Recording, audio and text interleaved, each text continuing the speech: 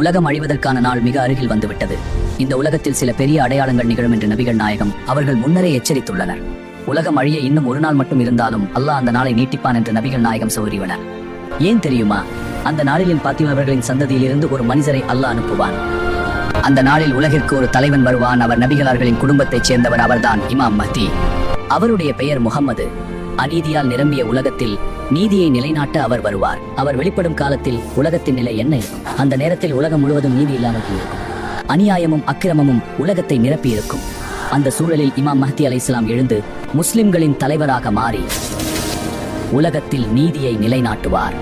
அவர் வருவதற்கு முன் சில அடையாளங்கள் தோன்றும்.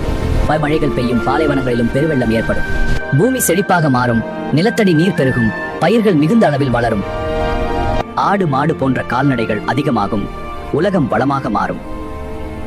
உலகம் முழுவதும் நிலநடுக்கங்கள் அதிகரிக்கும், மக்கள் பயத்தில் வாழும் காலம் வரும். அந்த நேரத்தில் மக்காவில் ஒரு பெரிய குழப்பம் ஏற்படும். அந்த நாட்டின் மன்னன் மரணித்த பின் அவருடைய மகன்கள் ஆட்சிக்காக சண்டையிடுவார்கள். ஆனால் அந்த ஆட்சி யாருக்கும் கிடைக்காது.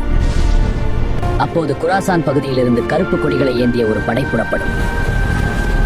நபிகள் நாயகம் அவர்கள் கூறினார்கள், அந்த படையை பற்றி நீங்கள் கேள்விப்பட்டால் பனிக்கட்டிகள் மீது சென்று கொண்டிருந்தாலும் அவர்களிடம் சேருங்கள். ஏன் தெரியுமா? அந்த படையில்தான் அல்லாஹ்வின் கலீபா மஹ்தி இருப்பார். இமாம் மஹ்தி அலைஹிஸ்ஸலாம் முதலில் தன்னை மஹ்தி என்று அறியாமல் இருப்பார்.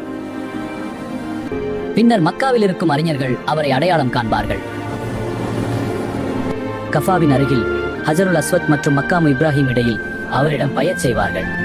பல இடங்களில் இஸ்லாமின் உண்மையான மதிப்புகள் மறைந்து போயிருக்கும். பலஸ்தீனின் நிலை. நபிகள் நாயகம் அவர்கள் கூறினார்கள், ஒரு காலத்தில் பலஸ்தீன் இஸ்லாமிய ஆட்சியின் முக்கிய மையமாக மாறும். இன்று யுத்தம் நடைபெறும் அந்த நிலம் ஒரு நாள் அமைதியையும் செழிப்பையும் காணும். அதற்கு பிறகு உலக வரலாற்றில் மிகப்பெரிய போர் நிகழும்.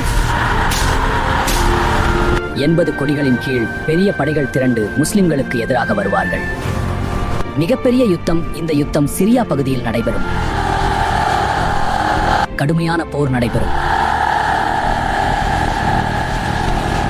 அதில் சிலர் ஷஹீதாவார்கள், சிலர் தோல்வியடைவார்கள், சிலர் வெற்றி பெறுவார்கள்.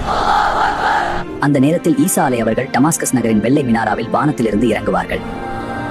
அதன் பிறகு உலகத்தின் நிலைமைகள் மாறும், நீதி நிலைநாட்டப்படும். ஆனால் இந்த எல்லாம் எப்போது நடக்கும்? நாம் காண்போமா? அல்லது நம் குழந்தைகள் காண்பார்களா? அல்லது அதற்கு முன் உலகம் முடிவடையுமா?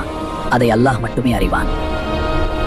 இந்த அடையாளங்கள் நம்மை நினைவூட்டுவது ஒன்றே, நம்முடைய ஈமானை பலப்படுத்த வேண்டிய நேரம் இது.